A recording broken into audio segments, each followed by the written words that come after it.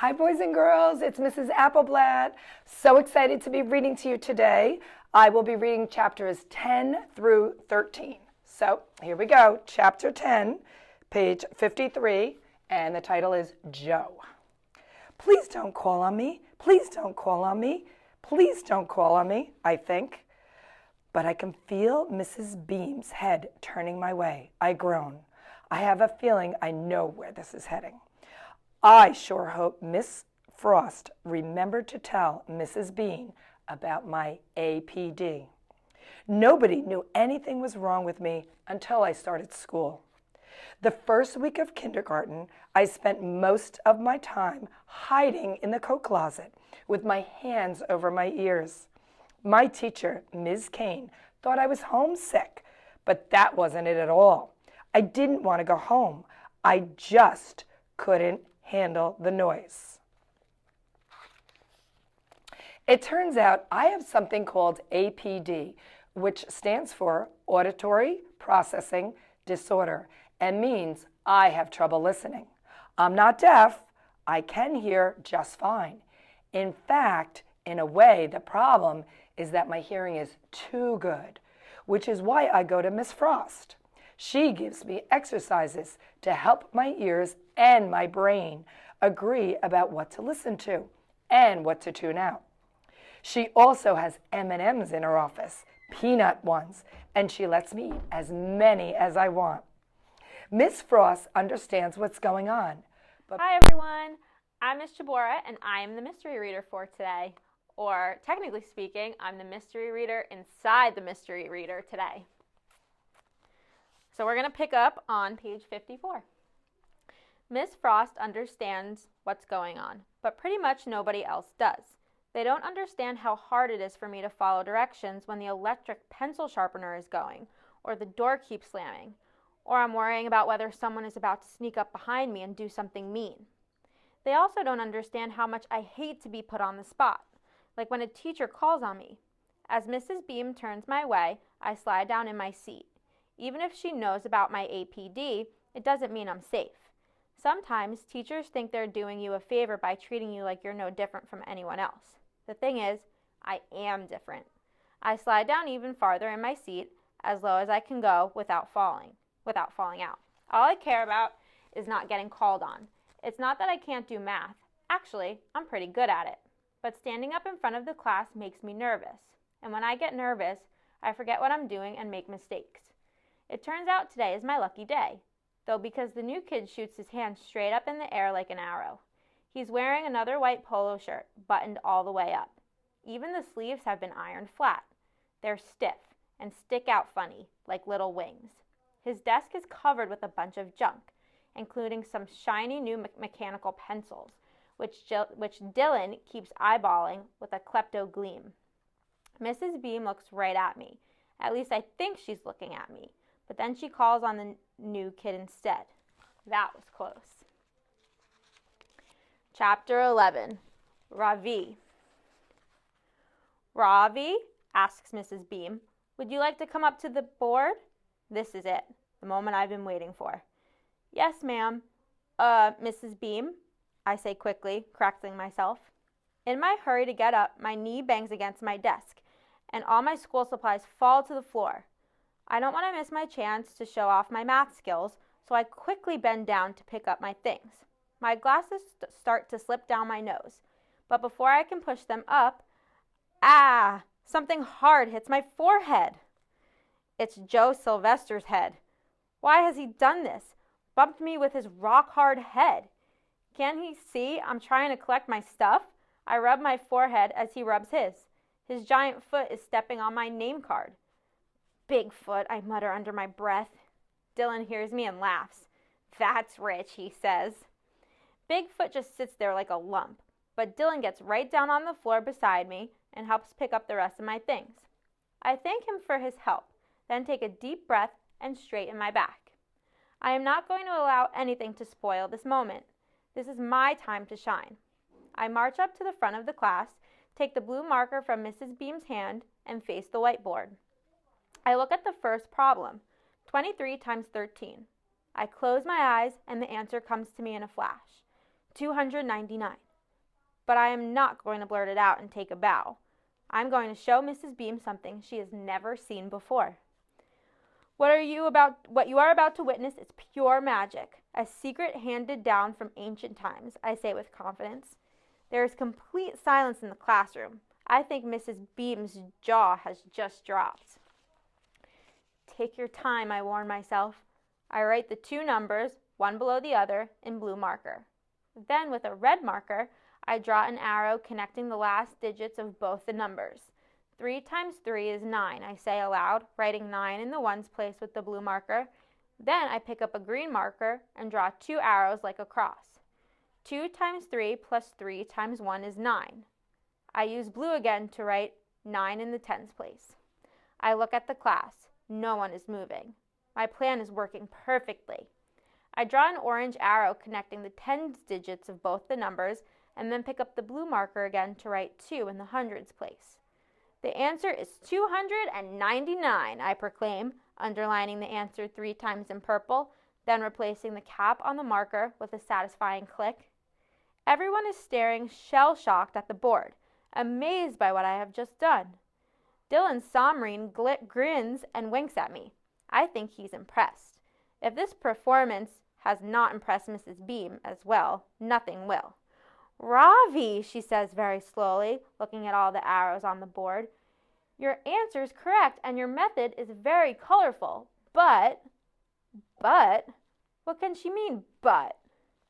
We do things a little differently here, she goes on, giving me that pity look again. Next time, we don't need to see the arrows, just the numbers will do.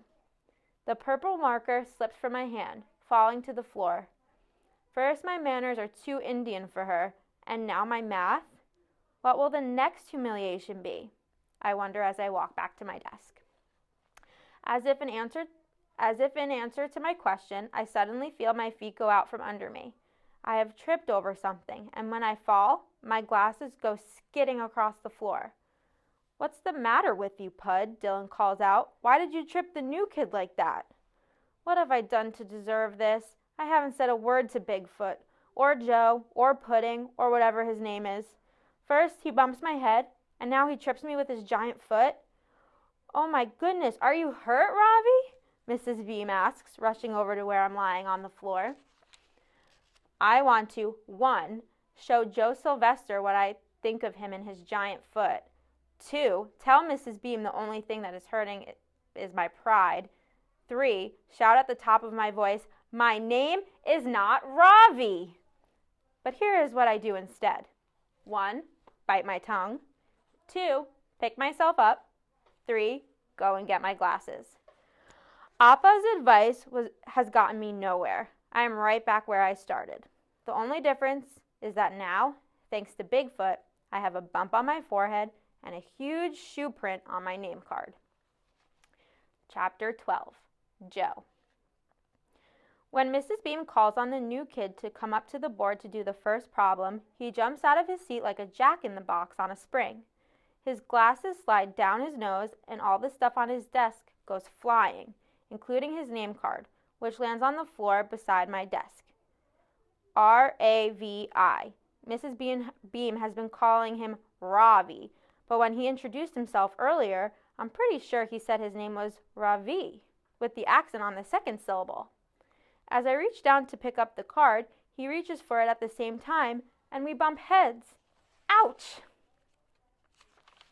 Dylan gets down on the floor to help Ravi pick up his stuff, but I know what he's really up to. Quick as a flash, he puts one of his mechanical pencils down the front of his pants. When Ravi finally makes it to the front of the class to solve the problem, he draws a bunch of crazy-looking arrows on the board, each in a different color. I think it looks cool, but Mrs. Beam isn't impressed. He seems pretty bummed out after that. I don't see what the difference is as long as he gets the right answer. Then, as if things weren't bad enough, Dylan sticks his foot out and trips him. That's a Dylan Somreen specialty, kicking a person when they're already down. He tries to pin it on me, but anyone with half a brain would see through that. How could I trip him from 10 feet away? My legs are long, but they're not that long. While Ravi goes to get his glasses and Mrs. Beam tries to decide whether she needs to call the school nurse, Dylan reaches back and swipes another one of Ravi's mechanical pencils. I feel bad for Ravi. I could definitely give him some pointers, like for instance, not to leave his stuff lying around, and to watch out for the winking. Dylan always winks when he's up to no good. Maybe at lunch, Ravi and I will sit at the same table again. I wouldn't mind. His clothes are flat and his lunchbox is weird, but other than that, he seems okay. Chapter 13, Ravi. After my failure to impress Mrs. Beam with my Vedic math and then the tripping episode, I can hardly wait for the morning to be over. At lunch, I will sit with Dylan Somreen and the other boys and come up with a plan for how to put Bigfoot in his place. One time at Vidya Mandir, a boy named Hassan stole a pair of leather batting gloves from my sports bag. My friends and I caught up with him after school and pushed him into a corner until he cried like a baby and gave back the gloves. Please take out your social studies textbooks and open them to page 10, Mrs. Beam tells us. Who would like to read the first paragraph to the class? Dylan starts waving his hand in the air, but Mrs. Beam chooses a boy called Keith Campbell instead. Most Native Americans were forced to leave New Jersey during the 1700s, Keith reads. Descendants of New Jersey Native American people hid, or he stops before the next word. The word is assimilated, says Mrs. Beam. Class, please repeat after me. We all say it together. Assimilated. Can anyone tell me what that word means? Mrs. Beam asks. Mine is the only hand that goes up. Yes, Ravi, says Mrs. Beam. I start to stand up, but catch myself in time. I have been awarded another chance to impress Mrs. Beam, and I am not going to give her any reason to find fault with me. Assimilate, to consume and incorporate nutrients into the body after digestion, I say confidently. Mrs. Beam smiles, but she has that pity look again. I'm sorry, Ravi, she says. I'm afraid I couldn't understand you because of your accent. You're going to need to speak more slowly in class if you want to be understood. My face burns. Is there nothing I can do right? But I refuse to give up. I swallow my pride and try again. Assimilate, I say, slowly swirling my tongue around the words to make them sound more American. To consume and incorporate nutrients into the body after digestion. Thank you, Ravi, Mrs. Beam says, but the pity look is still there. In this context, however, the word assimilate means to try to fit in. Don't feel bad. It was a very good guess. A guess? Is that what she thinks? My answer was correct. I am 100% certain of that. I have a photographic memory. I can still see the definition from my 4th grade science notebook clearly in my mind. Mrs. Beam asks Keith Campbell to continue with his reading. Descendants of New Jersey Native American people hid or assimilated into white society. Very good, Keith, Mrs. Beam says when he has finished reading. Then she looks around the room. Who would like to read the next paragraph? How about you, Joe? Bigfoot practically falls out of his chair. No way, he blurts. Excuse me, says Mrs. Beam. Her eyebrows are twitching like electrified caterpillars. Mrs. Aaron would never have allowed a student to speak to her that way. I wonder what Bigfoot's punishment will be. But just then, the door opens and a woman with white hair like a mop sticks her head inside. I'm here for Joe, she says. I'll keep him for the rest of the afternoon if that's all right. That will be fine, says Mrs. Beam. Oh, and did you get my note about our new student? I think he could use a little help. Could this mop top be Miss Frost, I wonder? I did get your message. If you want, I can take him right now, says Mop Top. The two of us can get acquainted, and if it seems like a formal assessment is in order, we can deal with the paperwork later. What is she talking about? Ravi, says Mrs. Beam, go with Miss Frost and Joe, please. I look up at the clock, 11:25. What about lunch, I asked. You can eat with Joe and me, says Miss Frost. Do you buy school lunch or bring it from home? From home, I say softly. I don't want to eat my lunch in the resource room with Mop Top and Bigfoot. I want to go to the lunchroom with my friend. Ravi, says Mrs. Beam, Miss Frost is here to help you. Please take your things and go with her. Hurry up now. I want to 1, tell her I don't need help. 2, show her that she is the one who doesn't know the meaning of assimilation. 3, insult her hairy caterpillar eyebrows. But here's what I do instead. 1, sigh loudly. 2, put my things in my backpack. And 3, go and get my tiffin box. And that's all for today. Thank you.